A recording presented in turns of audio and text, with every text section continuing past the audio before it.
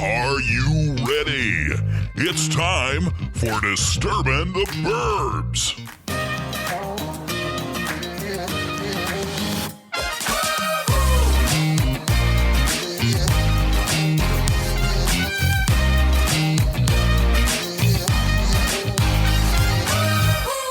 Hello, and welcome to Disturbin the Burbs. I'm Jen Sharon. Hey, and I'm Jim Sharon.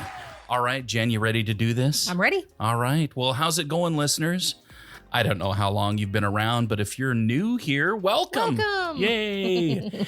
Feel free to hang out. We've been doing this for getting close to about a year and a half. Very close to a year and a half. Yes. Yeah, I think it's about a year and 4 months right now. So we've got a couple months to go when we hit that big year and a half, 18-month mark. Mm-hmm. And we're still going. We are. Yes, we certainly are. It's got to be, good statistically. I know there's a lot of podcasts out there. Yeah, that just, do a few episodes and then they just kind of drop off. And we're not, the podcast that brings you deep conversations about life-altering topics. You'll get none of that here. You're not going to find any of that here. So that's not this podcast. Banal Minutiae. Right. That's exactly what we put forth as banal minutia. But however, if you're looking to, just kind of disconnect from all the crap that's going on in the news, or maybe your job sucks, we are the perfect podcast for you. Yeah. It's a great place to just kind of hang out and chill for an hour.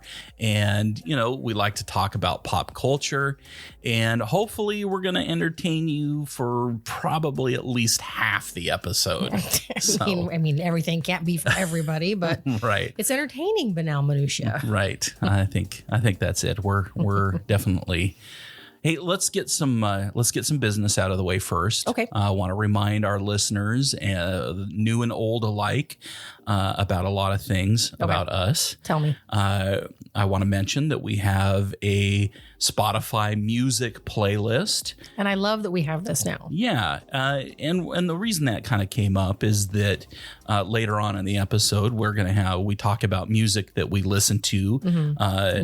New discoveries or old favorites that kind of creep up in our listening. And so we add those to our Spotify music playlist. You can go out to Spotify, just do a search for Disturbin the Burbs. Yeah. You'll either get our podcast or you'll get our music playlist, or you can go out to our website at disturbintheburbs.com, and there's a banner at the top of the page that says check out our Spotify music playlist. When we've spit it out, Jen. The playlist is getting pretty long at this point. We've recommended a lot of good music over the last year. I think there's at least a couple hours, and eclectic. And we continue to add to it. So each episode. Yeah. We're adding at least 5, 6, 7 new songs to that. So it's ever changing. So anyway, check that out if you like music and you like diversity in music, because we definitely have very diverse tastes in what we listen to. Mm-hmm. We also have a hotline. Yes, we do. And let me share that number with you. Why don't you share the number, For the Jen? first time ever, I'm going to give you the number. Mm-hmm. It is 1-206-800-6405. Very nicely done. And yeah, feel free to call us if you have a question or you just want to leave a silly comment. What's cool about the hotline is that you don't have to talk to us. Right. It will go straight to voicemail. Go straight to voicemail, and feel free to leave us a message. Give us a call. Again, what's that number, Jen? It is 1-206-800-6405. Awesome. And I already mentioned our website. That's disturbintheburbs.com. Mm-hmm. You can find our most recent episodes there and all kinds of other little goodies here and there. You can check out our studio. You can read about Jen and I and see all kinds of crazy pictures of us. Yeah. And most importantly, our episodes. Yes. But also look for us on Facebook and Instagram. Disturbin the Burbs. Yep, look for us there. And if you feel so inclined, please give us a like. Oh, for sure. We like getting likes on social media. Mm-hmm. And one more thing, too. Definitely you can help us out if you're digging the podcast and you want to listen to it over and over again and be notified when a new episode comes out. Subscribe. Subscribe to our podcast on Apple, Google, Spotify, Amazon Music, Stitcher, all kinds of places. We're everywhere. Hell, you can even ask to listen to us on Alexa. Just say, hey, Alexa, play Disturbin the Burbs podcast, and boom, it'll start playing for you. That's awesome. I don't know if it'll play the most recent episode. I don't even have Alexa. We don't have Alexa here. Alexa scares me. So we haven't. Any of you that have Alexa, maybe experiment with it. Yeah, experiment. Let us know. Let us know if it actually works. But anyway, we're everywhere. So there's no reason why you can't find us. Yeah, we're easy to find. And, if you'd take the opportunity and rate our podcast, if that option is available on whatever listening subscription-based service is available. I know you can rate us on Apple. That's obviously one of the most important ones, and Google Podcasts as well. This really helps us grow our audience. When you rate us and write a recommendation on those services, it usually bubbles up our podcast higher up on quote unquote the list. So it's seen more. Right. It's seen more. And not only that, when we get those ratings, we're able to land cool guests on our show when that time arises. And we want to do that eventually. We want to invite people to chat with us on the podcast. So anyway, I think that's enough. Our housekeeping? That's all of our housekeeping. All of our business talk is out of the way. Did you see what happened today? I couldn't believe it. I saw that Tiger Woods got in a bad accident. Yeah, you actually mentioned that earlier. Tell me what, again, was the cause of this? He was driving somewhere. I can't remember what city he was in, whether it was California or somewhere else. But apparently he was driving down a steep hill, and witnesses saw that he was kind of crossing the center line and then swerved sharply and kind of went up an embankment and flipped over. And if you've looked on the news outlets, there's some pretty shocking pictures out there of the vehicle. It's pretty amazing. But what I understand is that they had to use the jaws of life to get him out of the vehicle. He had compound fractures to his legs. No life-threatening injuries or anything like that. But is it career-threatening? Yeah. And he's already had several back surgeries, and has had kind of a comeback from these back issues that he's had, and was planning on actually joining another major tournament here coming up soon. But that kind of looks like it's probably out of the question now. And so we're just kind of watching the news. Obviously, we're going to release this episode tomorrow, which is the 24th? Tomorrow is the 24th. Yeah, February 24th. And so be curious for the follow-up and more details. Yeah. I'm sure overnight we'll hear more. But anyway, our thoughts kind of go out with Tiger Woods. Yeah. That's never great to see anybody getting in that kind of an accident, let alone somebody that has had such an impact in the golf world. Right. Yeah. Well, hey, Jen, what else has been going on? Well, what comes to mind is the keto business. We've been really trying to stick to keto again. Yes, good old keto. We've had this long love-hate affair with keto over the last several years. We keep coming back to it. Says something for it. Yeah, it's, I think cutting out carbs is very hard. Very, very, probably one of the most difficult things that I've ever done is to, one, lose weight. And any of you that have, tried to do that over the years, that's tough. But also being on such a strict diet where, removing carbs from that is often very, very difficult. But we keep on trying. Well, and to speak up for it, in favor of it, it's also the only thing I've really found a lot of success with, even though, it comes and it goes. Yeah. When it works, it really works. It does really work, because once you kind of hit the ketosis, even if you're doing lazy keto, you end up, once you get past that certain stage, you don't crave carbs and you're not hungry. Yeah. And it makes the diet easier and more successful. As long as you keep the groceries stocked and don't say, I think we're ordering tonight. It's 9 p.m. and we haven't had dinner. Right. Which kind of what happened tonight. Oh. We ordered pizza and I ended up putting out on social media. I had a quick lightning poll. one of our favorite toppings is pineapple. And pepperoni and pineapple. Pepperoni and pineapple. Yeah. But I think the crucial piece here is I wanted to find out who actually enjoys pineapple on their pizza and who actually thinks it's an abomination. And it was as polarizing as we thought it would be. Yeah. There are some folks that are adamantly against pineapple. Absolutely not. And yet there's folks, completely polar opposite that absolutely love it. Yeah. And actually gave some very good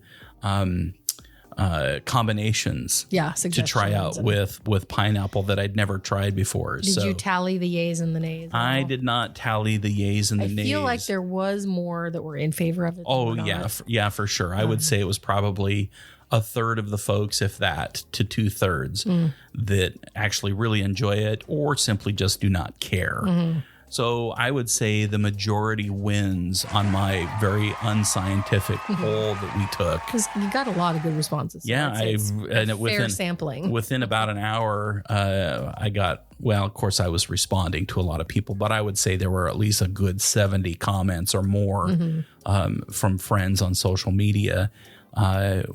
Combined with my comments, there were over 100, I think. So I'm not quite sure of the mix there, but it was people have strong opinions about pizza, and not only is it toppings and specifically pineapple, but it's thin crust versus thick crust. Yeah. I don't know. I'm kind of probably lean towards more of the thinner crust type pizza. What about you? I mean, I don't like the inch thick Chicago deep dish style. That's gross to me. Yeah. But I like more of a hand tossed than that super thin crackery stuff. Mm-hmm.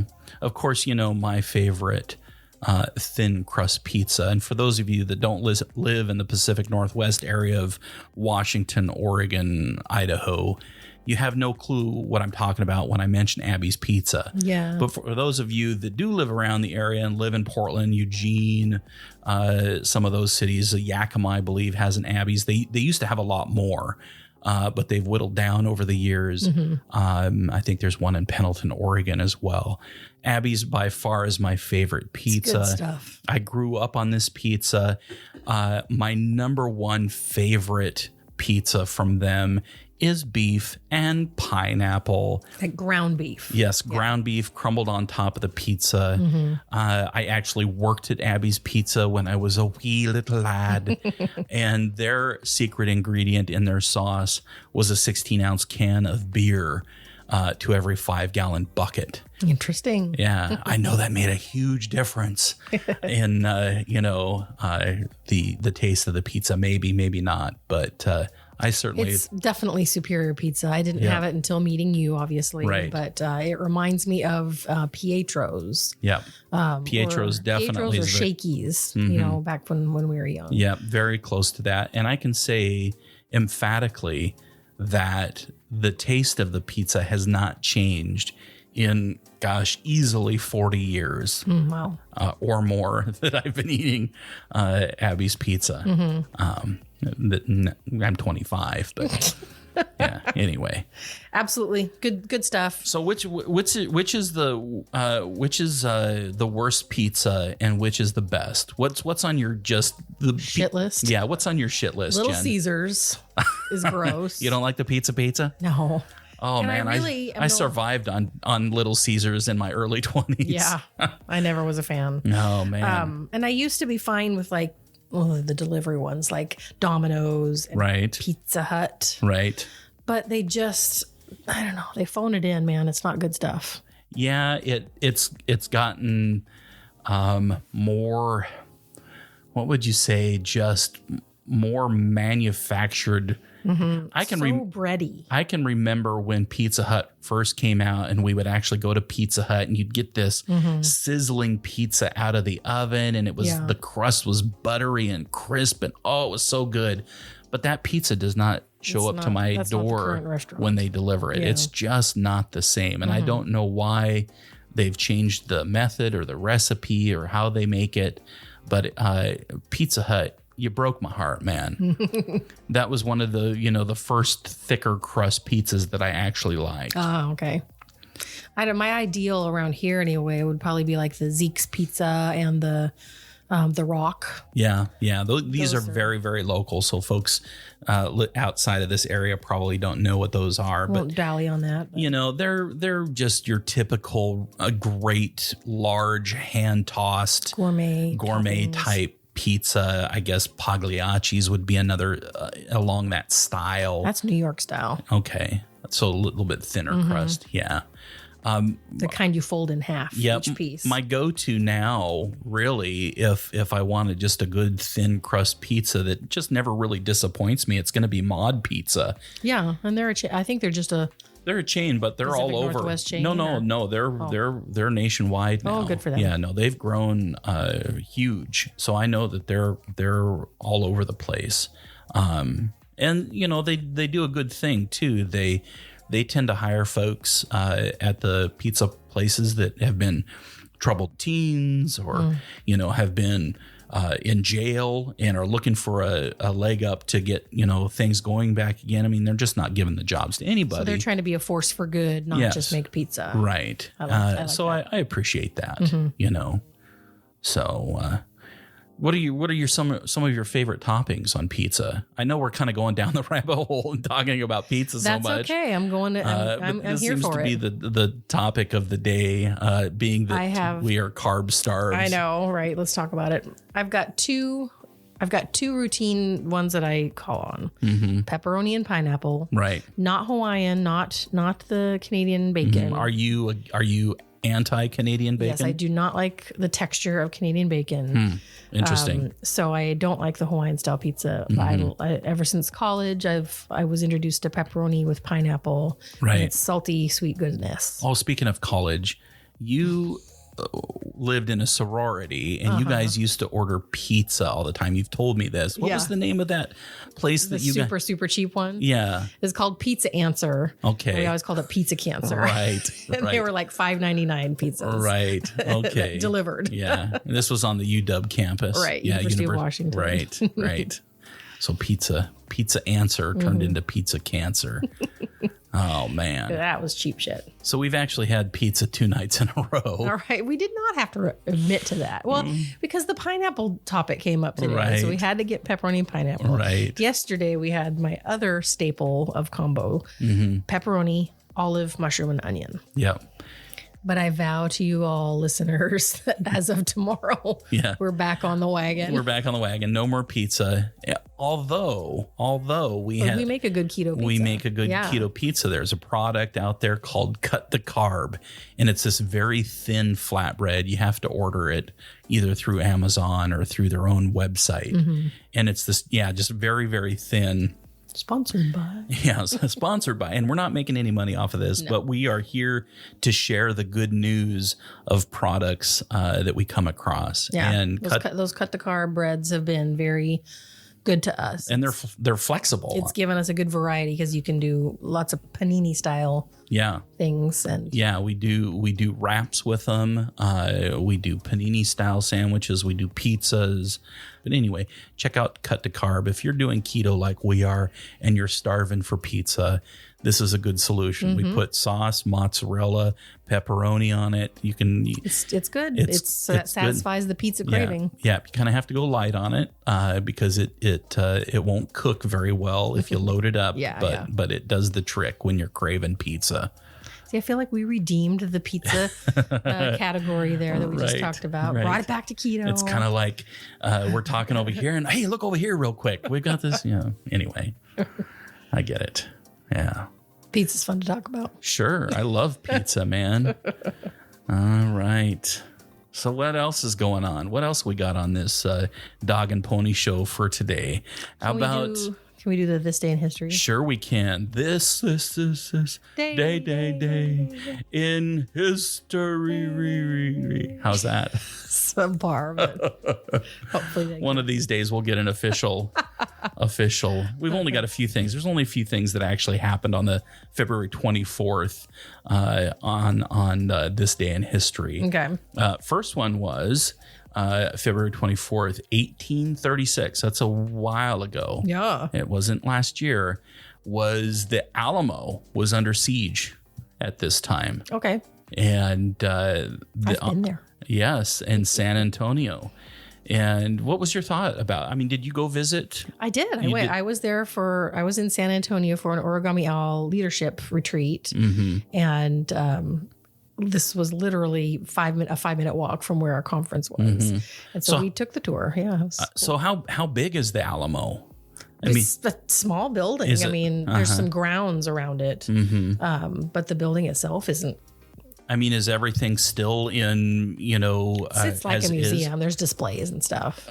Was it a fort? I mean, the walls are as, definitely as they were and everything like that. Yeah, it's really cool. Okay. Well, I'm really. And they're very proud of it. They are obviously. Oh, sure. A lot of pride and. Right.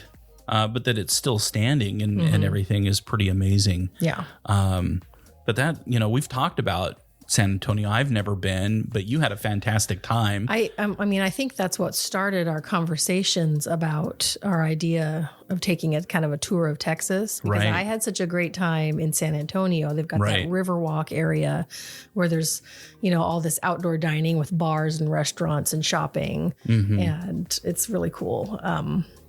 Are there any other? You had gone. Right. About a month later, I had gone to South by Southwest in Austin, Texas. And again, I'd never been there, had always wanted to go, finally got the chance to go, had a fantastic time.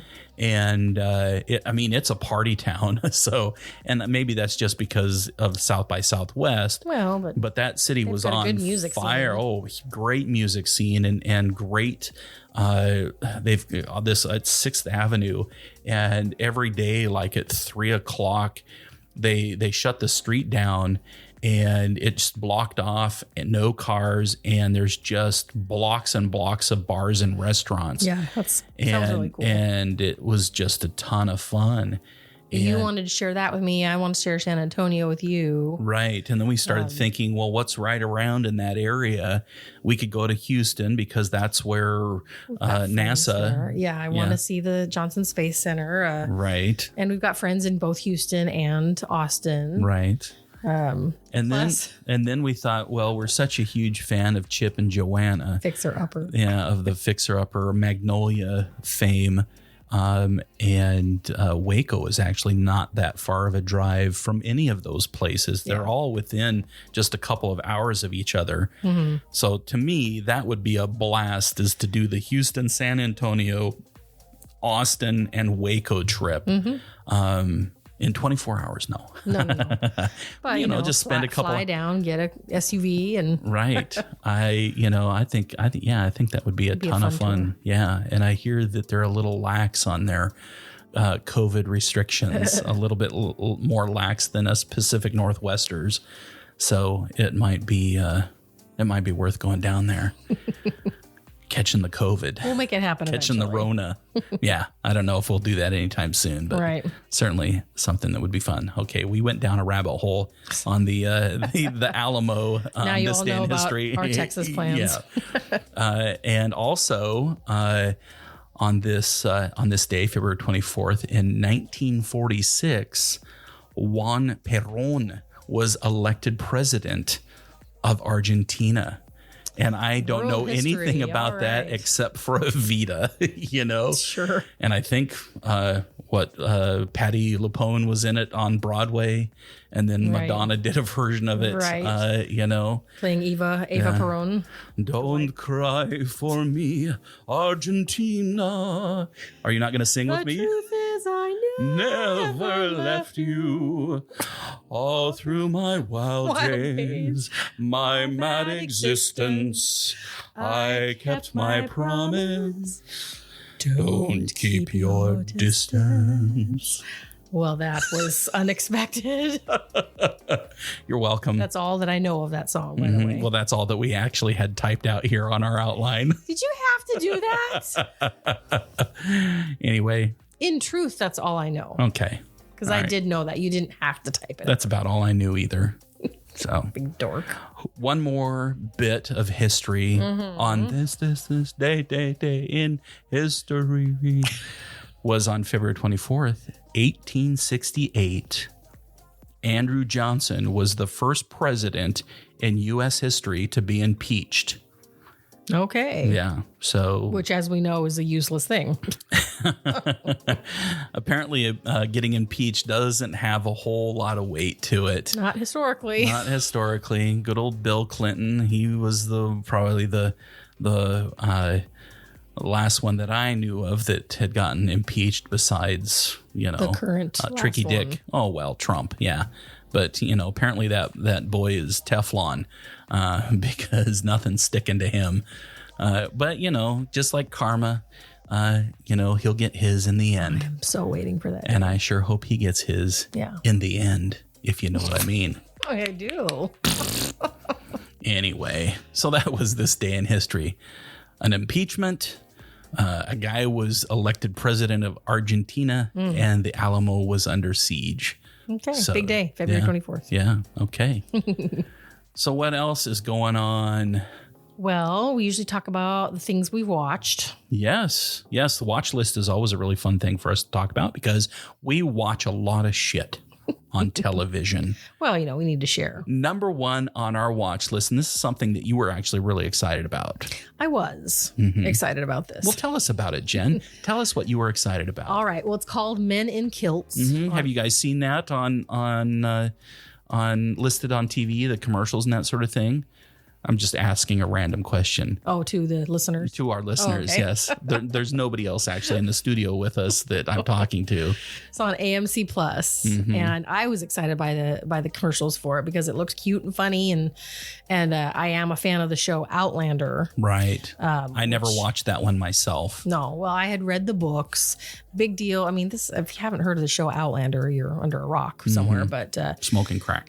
These the two guys that are doing this kind of tour around Scotland are two main characters on the show Outlander, and they're just kind of doing this bro trip. Do you remember their names on Outlander, their character names? Well, the younger guy is Jamie Fraser, the main the main love interest guy, right? And I don't remember the other guy's name, but he's like a family member, an uncle. Oh, right, that's right. He was an uncle on the show, a clan member or right. clan. They're clansmen, right? So they're in a minivan driving around Scotland, and they make it look like it's going to be great. And to be honest, I've only watched one episode, but it kind of fell flat for me. Yeah. Like they would go in and try out a restaurant and have the chef cook for them, and then it's like, well, we want to see what they're cooking and show us the meat, the dish. Right. What did we just watch? We watched Bobby Flay and Giada and their tour around Italy. And it was fantastic because not only are you seeing some of the sights, but you're getting really in depth, how they're making it, what type of produce or meat that they are sourcing for the dish. And, if they're making pasta, they're showing them making pasta. So it's very involved. Whereas with Men in Kilts, it was just kind of like, here's a restaurant, here's the food, we ate it. And we see them appreciating it, but they're not like sharing enough with us. Right. And I get that the food isn't the only aspect of it. They do activities and tour, different. Yeah, we'll have to give it another try. I will definitely give it another try, but I'm not giving it a thumbs up just yet. Right. But one that we are actually giving a huge thumbs up, and we watched a couple of episodes, is one of our favorite actors, Stanley Tucci. And he's got a show called Stanley Tucci Searching for Italy. And it's on, of all things, CNN. I thought that was so interesting. Yeah, that CNN is kind of getting into the, auxiliary original content. Yeah. I think it's safe to say that you and I love Stanley Tucci. We do. What is it about him that makes him so lovable? Is it just kind of the affable characters that he plays? I think so. But some of our favorite movies have Stanley Tucci in them. I mean, just to list off a few is Spotlight. And what was Spotlight about? The one about the priest scandal. Oh, right. Right.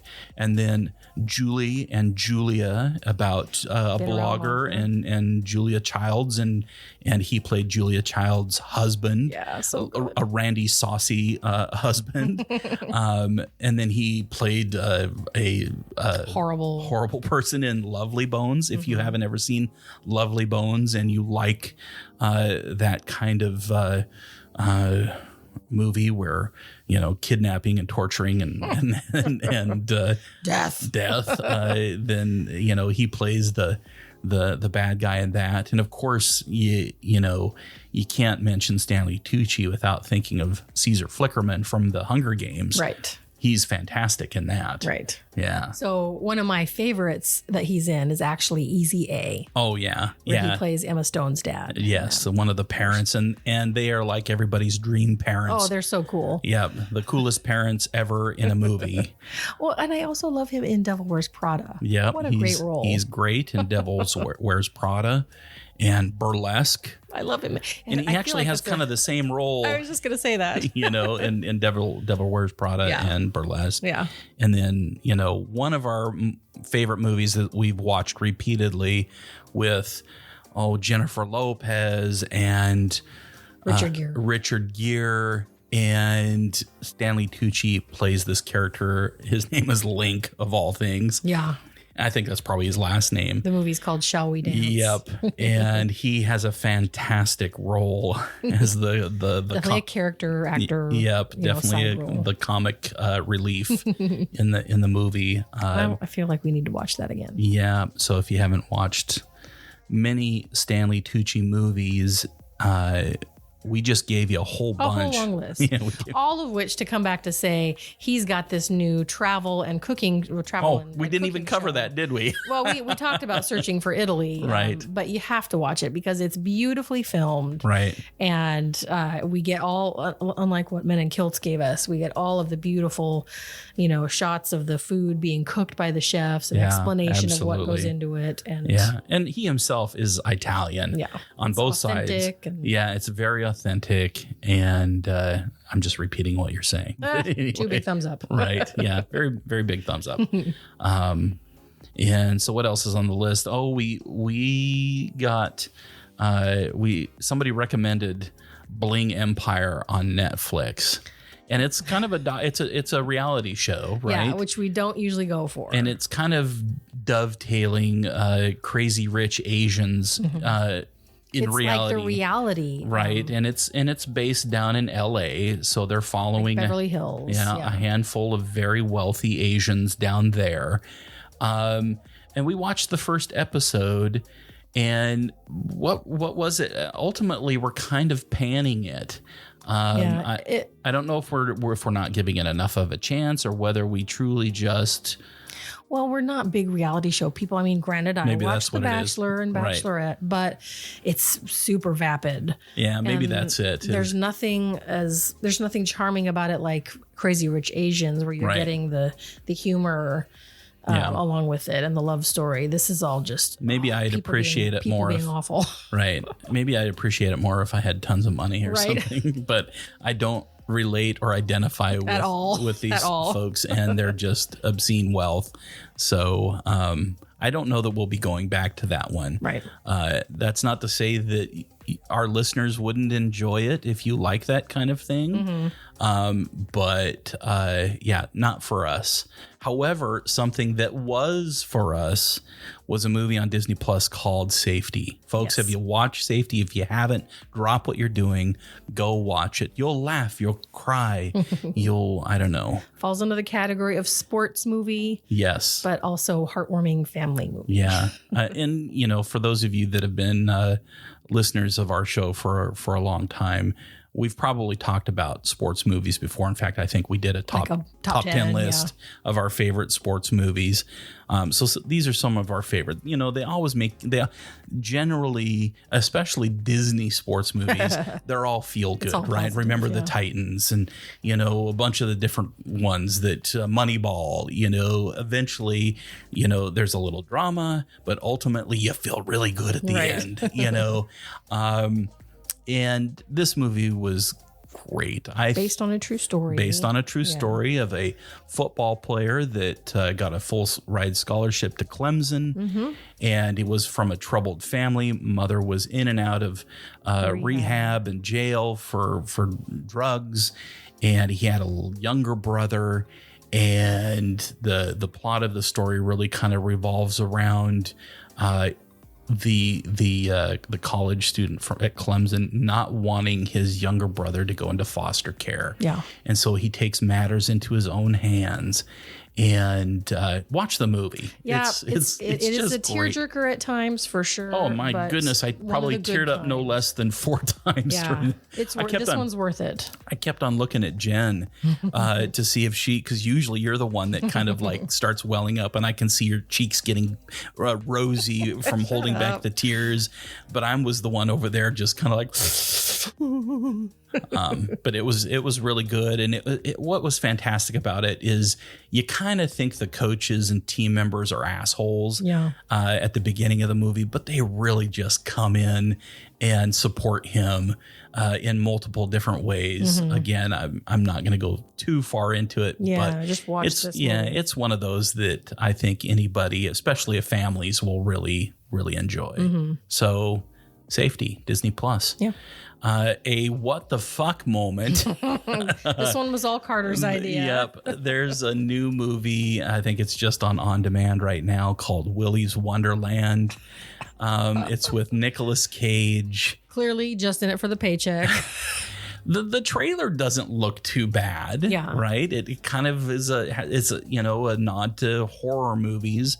And it's video game related, if you know that. Well, yeah, Five Nights at Freddy's. It's a horrible game that Carter spent several years loving. It's not really that horrible. It's just jump scares. That's all it is. I know. It's just ugly. And it takes place in kind of a Chuck E. Cheese type restaurant. Abandoned restaurant. Yeah, abandoned restaurant. And so really, animals. That's what Willy's Wonderland is all about, is this abandoned animatronic restaurant that's not unlike Chuck E. Cheese's.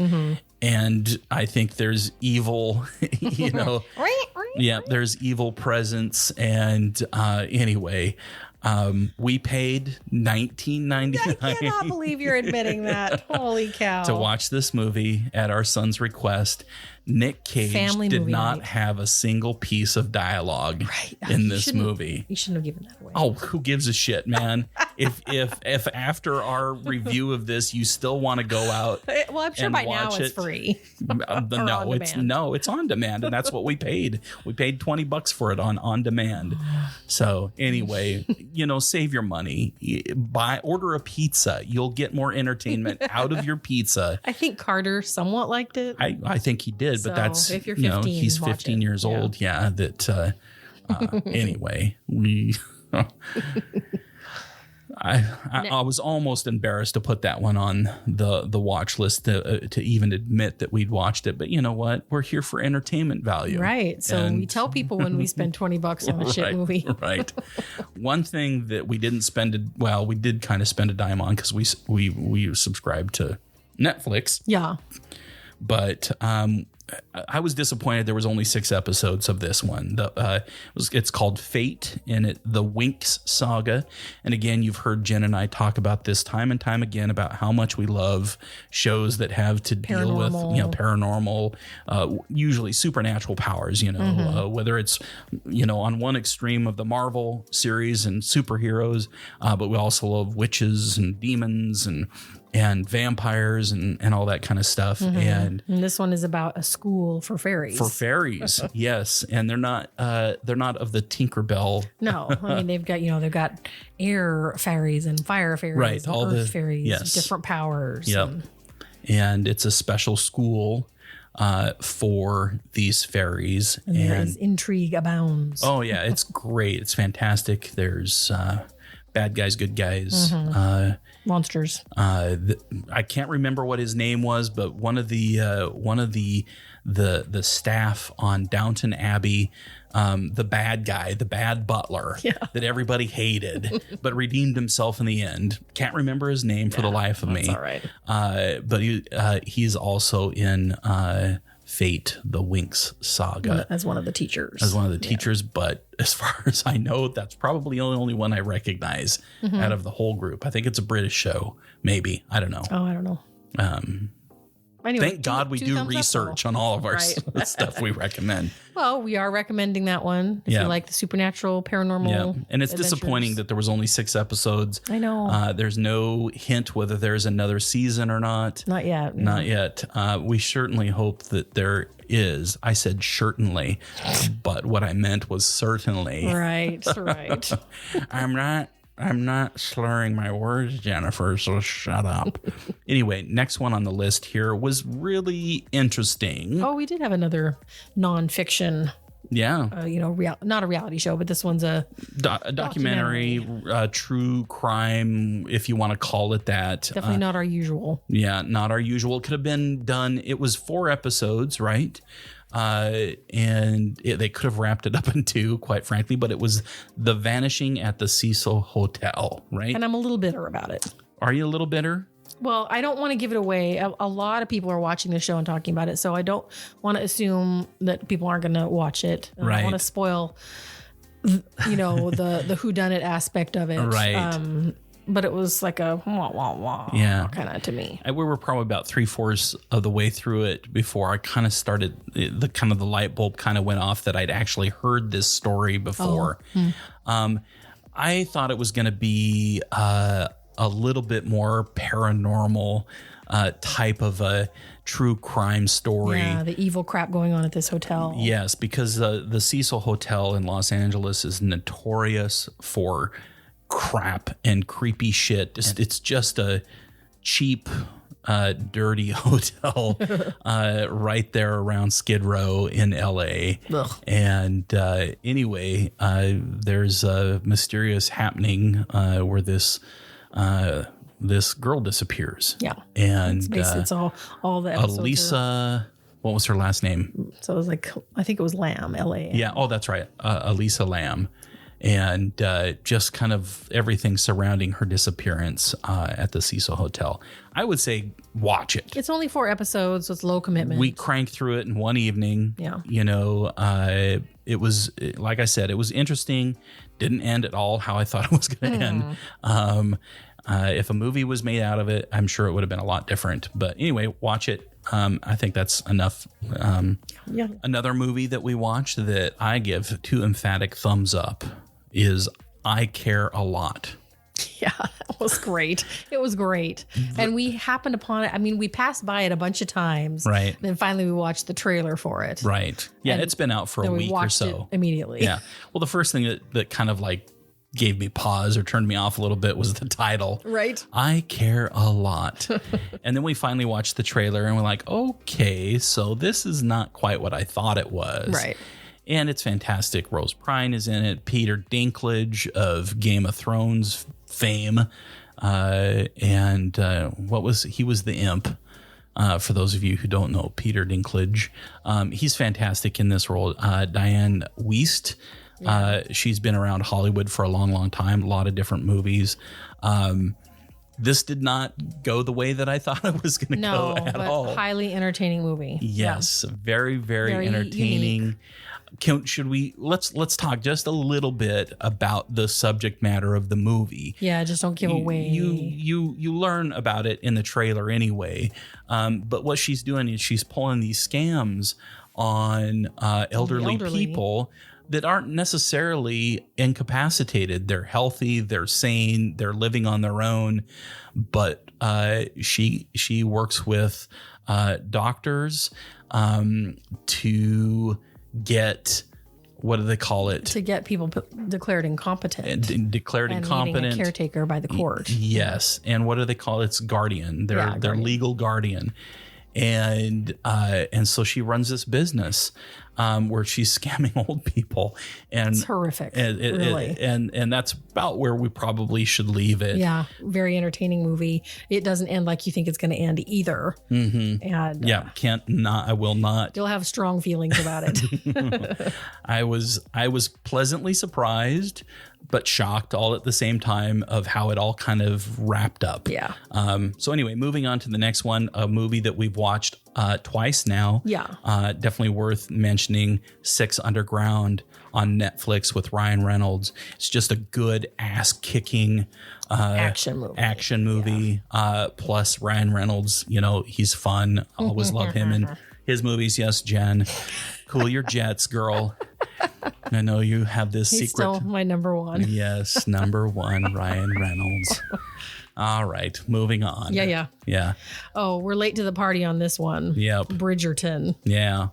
And we've seen it out there on Netflix. It keeps on popping up. I've seen people talking about it constantly on Facebook. Yeah, there's tons of social fodder going on about Bridgerton. Resisted for a while, but finally caved. Yep. I loved Downton Abbey, right? Yeah. And so I was thinking, oh, hey, here's another period piece. Mm-hmm. It's probably going to be just like Downton Abbey. Wrong. Except naughtier. We've only watched one episode. It's actually pretty good. Yeah, I've enjoyed it so far. Definitely will keep watching this season. And I know there's already a second one planned. Okay. But what makes me mad is that I went and got myself a huge spoiler. Oh, yeah. I'm not huge. It's not going to ruin a lot for me. I mean, if you've watched it, in the first episode, you learn right away that there's this mysterious writer, kind of like a gossip columnist, and you don't know who it is. And played by Julie Andrews. Well, no, that's the voice. That's the narrator voice. Right. That's not necessarily who's writing this column. Got it. And apparently you find out who it is in the season 1 finale. Oh, I see. So all the way at the end. Oh, so you already found out who that is? I know who it is. Oh, that's too bad. Yeah. That's so I'm going to try not to let that, color things too badly for me. But sure. Did in that article that you read, does that character have a much bigger role as the series unfolds? I'm not sure about that. I mean, they were in that first episode. They were reading the little gossip column that character was writing quite regularly. Yeah. So it's obviously a big piece of their lives. Yeah, but it's a way to get the story across. Right. Bridgerton. Yeah, but yeah, two thumbs up so far. We'll keep watching. A few more things here on the watch list. Okay. Well, it's been a long one this time. This is a long watch list. Right. WandaVision, obviously, we're continuing to watch that from week to week. Did we talk about it previously? Yeah, we've talked about it previously, but it just, it's better and better, huh? Yeah, I would just say if you have Disney Plus and you've been kind of, sitting on it and not watching it, it's not really what you might expect that it is. No, it's very unique.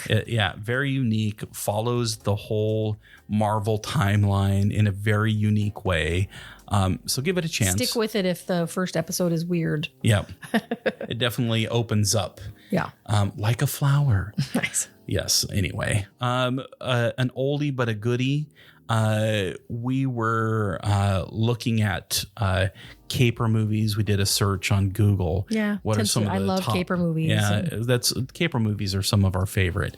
And so one of our favorites that we've watched time and time again is the Thomas Crown Affair. Yes. With Pierce Brosnan. Yeah, the remake. Renee Russo and her boobies is in that movie. There's sexy times in this movie, but it's a great art thief or art robbery, whatever. Yeah. Caper. Art thievery. Yeah. Very good.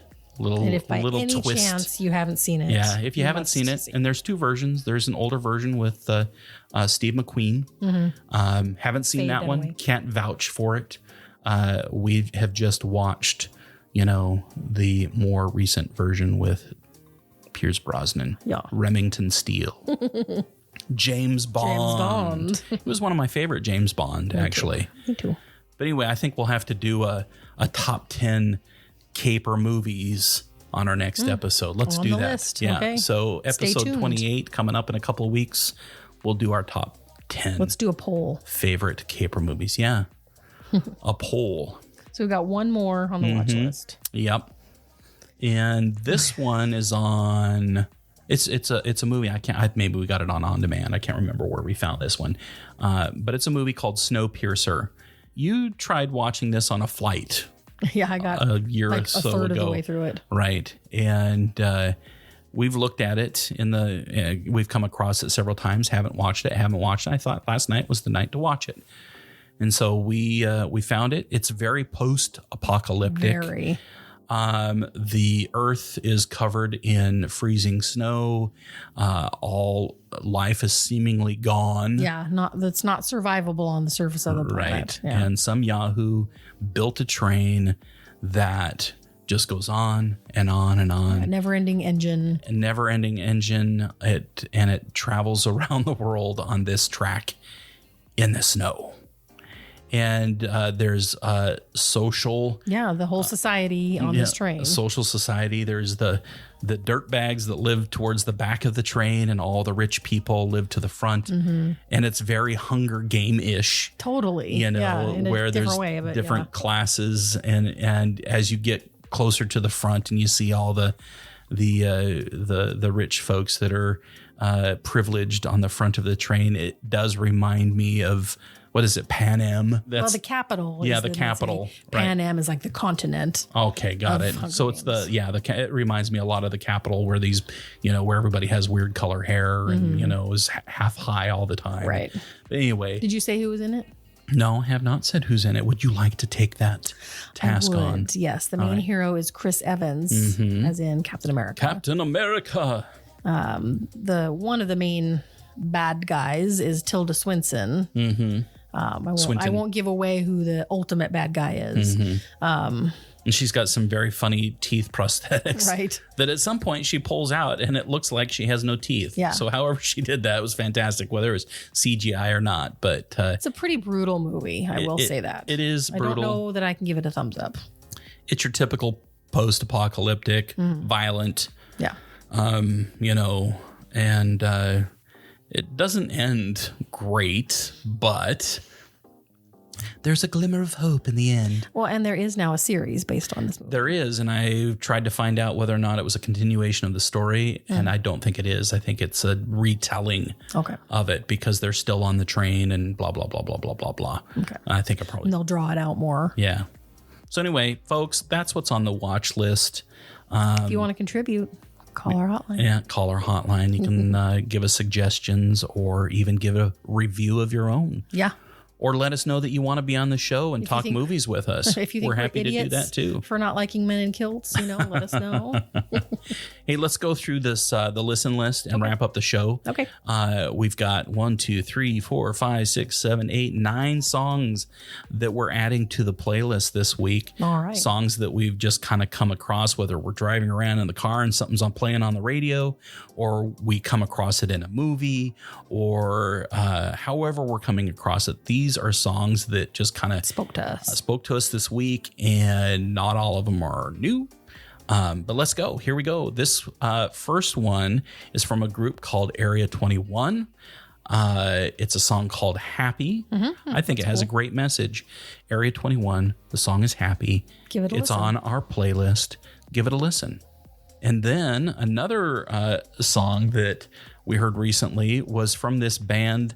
There's a local station here, although you can listen to it all across the country. It's called KEXP. Right. And it's a listener-supported station, and they play great music all the time. A lot of indie stuff, a lot of new stuff. And I heard this song called Right on Time. It's a really nice throwback slow jam, and it's by a band called The Sleepovers. And they said that they were a local band, or a kind of a local band. And I am trying to find these guys. There's only 4 singles on Spotify. Oh, wow. Their bio on Spotify is some tech jargon that has nothing to do with them, and I think it's kind of a joke. So maybe they are not very well known. They are not well known at all, and I would really love to. We're launching a band here. Right. We're helping get the word out. Yeah. So anyway, again, check out that song by The Sleepovers. It's called Right on Time, and I don't know how we came across this one, but it is by The Good News, called Backstage Underage. That one's on the playlist. This one I don't remember. Sorry. You don't remember Bad Reputation by Joan Jett and the Blackhearts? The good news one. Oh yeah. Okay. I'm just moving on from that one. Okay. It's a great song. But then again, I heard Joan Jett and the Blackhearts, Bad Reputation. So that one went on the that one went on the list. Give it another listen. Yeah, and man, we started watching a Oprah Winfrey interview. She has a show on Apple TV Plus, or just Apple TV. Is it just Apple TV? I think so. Yeah. Yeah, and she's done several interviews with polarizing characters. One she did with Stevie Wonder. And so I went down the rabbit hole of listening to music as I normally do, and we came across this song collectively called "You Haven't Done Nothing," and it's a song that he has a huge library. Oh yeah, you'll songs. know it. It's not one of the first ones that comes to mind. Yeah, but it's got a lick that you'll recognize for sure, and we put that one on the list. Cool. So that one's pretty fantastic. And then there's a song that you're familiar with. Oh, Fortuna. Right. From Carl Orff's Carmina Burana, which is a song that has been used in many movies. It's very epic. And Jen, you sang this more than once. The Fifth Avenue Theater. That was when I was with Seattle Choral Company. We did it a few times at the New Year's Eve. I think that was probably was in the first 2 weeks that you and I were dating. Mm-hmm. It was right around Christmas time. This was New Year's. Yeah. So we literally were dating for a couple of weeks. Right. And I met all of your friends in one big, huge shitstorm of a party on New Year's Eve after this concert at the Fifth Avenue Theater.